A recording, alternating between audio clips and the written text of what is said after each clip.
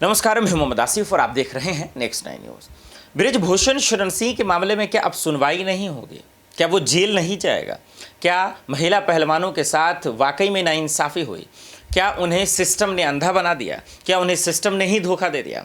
आखिर ऐसा क्यों भारत में कानून बना है कि आखिर कोई एक दूसरे को बचा नहीं पा रहा, कोई एक दूसरे को छोड़ दे रहा है?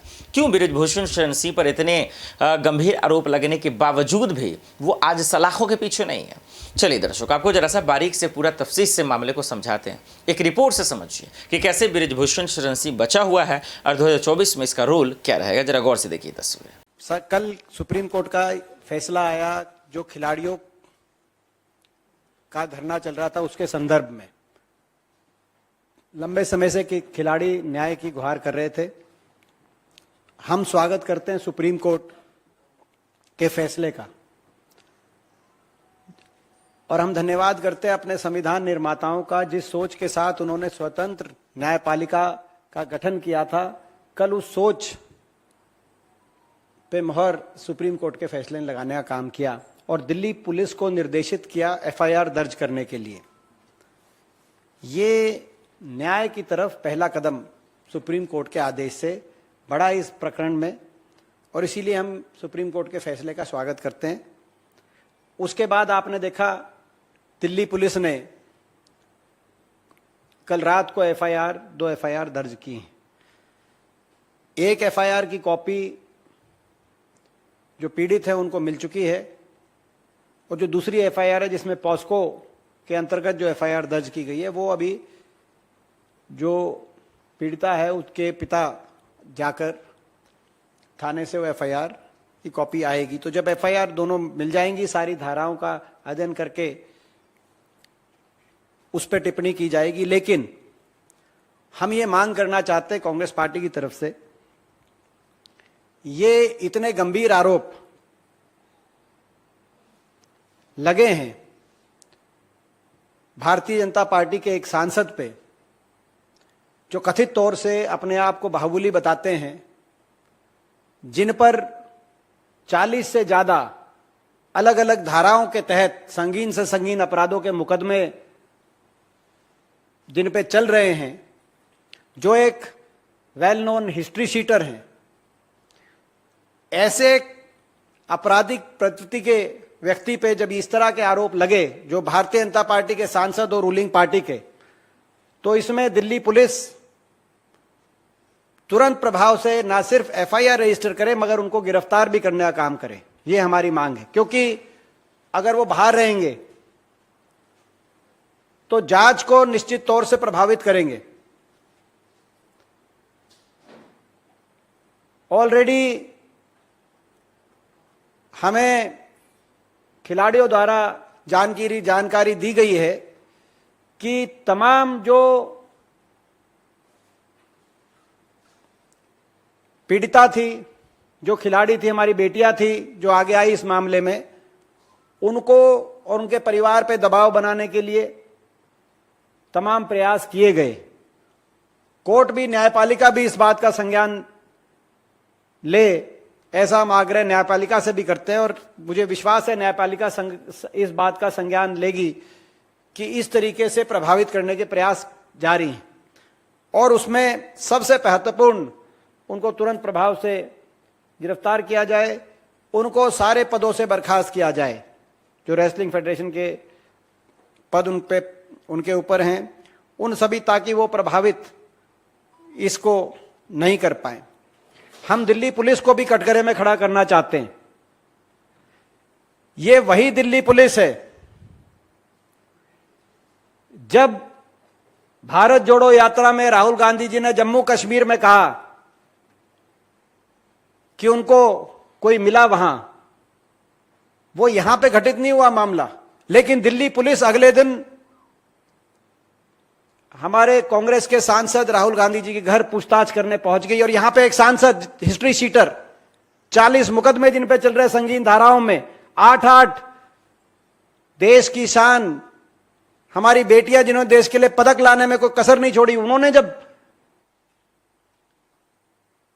इनके खिलाफ कंप्लेंट दी तो ये दिल्ली पुलिस टस से मस नहीं हुई। दिल्ली पुलिस ने कोई एफआईआर दर्ज नहीं करी जब तक सुप्रीम कोर्ट ने उसको निर्देशित नहीं किया।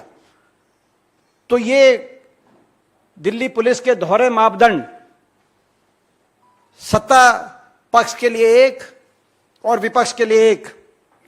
दिल्ली पुलिस कटघरे में है, कमिश्नर दिल्ली पुलिस इस पर स्पष्टीकरण दें, गृह मंत्री इस पर स्पष्टीकरण दें। दिल्ली पुलिस पूर्णतः कटघरे में। एक और हम बात कहना चाहेंगे, माननीय प्रधानमंत्री जी, जब हम आपसे ये न्याय की गुहार, ये खिलाड़ी भी आपसे लगा रहे हैं, लगातार आपसे खिलाड़ी न्याय की गुहार लगा रहे हैं। 3 महीने पहले जब ये पहली बार बैठे थे धरने में, तब भी आपसे न्याय की गुहार लगा रहे थे प्रधानमंत्री जी। और हम भी आपसे सवाल पूछना चाहते हैं, जब ये मेडल लेके आए तो आपने अपने घर बुला के इनके सत्कार में और इनके प्रतिष्ठा को, अपनी प्रतिष्ठा दिखलाने में को कसर नहीं छोड़ी। आपने विनेश को तो कहा कि ये तो मेरी परिवार की है, लेकिन ये लगातार इंसाफ और इज्जत के लिए जब आपसे गुहार कर रहे हैं ये खिलाड़ी, तो अभी तक आप मौन धारण किए हुए हैं। आपने एक शब्द भी नहीं कहा। कितना घोर ये देश में अन्याय हो रहा है। इसके साथ साथ पिछले 3 महीने की जो सरकार द्वारा कार्रवाई की गई, उससे भी पूरा खेल मंत्रालय और भारत सरकार कटघरे में आती है। सरकार की नीयत एक्सपोज हो गई। ये कांग्रेस पार्टी का स्पष्ट रूप से हमारा सरकार के प्रति आरोप है। इसमें सरकार की नीयत बेसंदेह नहीं है, मगर नीयत स्पष्ट हो चुकी है। सरकार की नीयत आरोपी व्यक्ति को बचाने की रही। 3 महीने पहले कल सुप्रीम कोर्ट के फैसले ने यह तय कर दिया कि 3 महीने पहले जब ये खिलाड़ी बैठे थे तभी इनके साथ न्याय होना चाहिए था, एफआईआर दर्ज होनी चाहिए थी, आपराधिक धाराओं में कार्रवाई तभी शुरू होनी चाहिए थी। लेकिन 3 महीने तक इनको आपराधिक धाराओं पर मुकदमे दर्ज होने से और न्याय से वंचित रखा गया। ये कमेटियों के दर ठोकरे खाई खिलाड़ियों ने, और सरकारी तंत्र ने शरण सिंह को शरण देने का काम किया। सरकारी तंत्र ने आरोपी को संरक्षण देने का काम किया और इस मामले को रफा दफा करने के प्रयास किए। हमारी मांग है कि यह भी जांच हो, कौन कौन सरकार में वो लोग थे, कहां कहां तक तारे जुड़ी हुई थी, जो हमारी बेटियों को की आवाज दबाने और आरोपी को बचाने के लिए 3 महीने तक प्रयत्नशील कर रहे थे। अंततः सुप्रीम कोर्ट ने उनकी आवाज सुनी, सरकार ने उनकी आवाज अनसुनी कर दी। आज ये पूरा देश देख रहा है। सरकार के नारे खेलो इंडिया और बेटी बचाओ बेटी पढ़ाओ, आज ये नारे खोखले दिखाई दे रहे हैं। मैं अंत में आखिरी बात कहते हुए, हमारी खिलाड़ी बहन कृष्णा पुनिया जी, वो भी आपके बीच में अपना दृष्टिकोण इसमें रखेंगी। जो आरोपी व्यक्ति हैं उन्होंने अपने बचाव में इन खिलाड़ियों को एक प्रदेश का बताया, एक बैकग्राउंड का बताया, लगातार इस तरह के बयान दिए। पूरे देश को ऐसे बयानों पे आपत्ति है। खिलाड़ी किसी धर्म, जाति या प्रदेश का नहीं होता। देश की बेटी की इज्जत सारे देश की जो होती है, वो किसी धर्म, जाति या प्रदेश की बेटी की इज्जत अलग अलग नहीं होती। और दोषी और अपराधी की भी कोई धर्म, जाति या प्रदेश नहीं होता। अपराधी अपराधी है। ये हमारे देश के संविधान निर्माताओं ने संविधान दिया है। इसमें कोई दो राय नहीं है कि हरियाणा प्रदेश का खेलों में बेहतरीन प्रदर्शन रहा है, और केवल कुश्ती में ही नहीं, ये जो बृजभूषण जी बार बार बोलते हैं, अन्य खेलों में भी, बॉक्सिंग में अगर विजेंदर जी मेडल लाते हैं तो गौरव की बात है पूरे देश के लिए। हो सकता है वो हरियाणा से हो। नीरज चोपड़ा जी अगर मेडल लेके आते तो पूरे देश को खुशी होती है। हो सकता है वो हरियाणा से हों। क्या हर फेडरेशन के अंदर हरियाणा के खिलाड़ियों का अच्छा प्रदर्शन रहा है? ये कोई एक प्रदेश की बात नहीं, ये देश की बात है। कॉमनवेल्थ खेल हुए दिल्ली के अंदर, 39 गोल्ड मेडल में से 22 गोल्ड मेडल अकेले हरियाणा खिलाड़ी लाए। जितने रेसलिंग के गोल्ड मेडल आए हैं वो लगभग हरियाणा खिलाड़ी आज तक लेके आए हैं। यही बॉक्सिंग की बात है।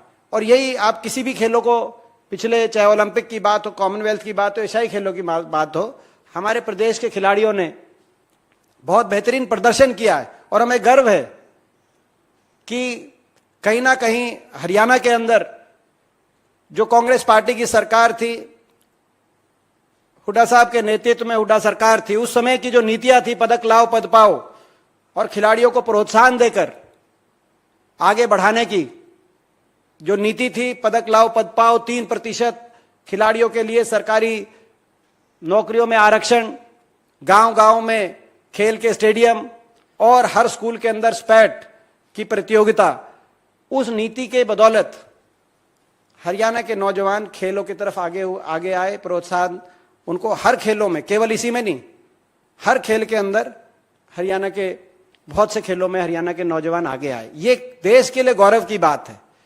ये हमारे लिए, इसमें हरियाणा को जिस तरीके से टारगेट किया गया बृजभूषण जी द्वारा, हम उस पर आपत्ति जताते हैं। हरियाणा ने किसका क्या बिगाड़ा है?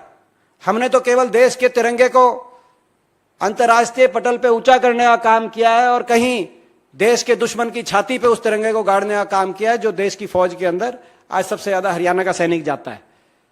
मगर इस बात से किसको क्या तकलीफ हो सकती है? मगर जैसे मैंने कहा, किसी भी बेटी की इज्जत किसी प्रदेश की, धर्म की, जाति की नहीं, पूरे देश की बेटी की इज्जत एक समान।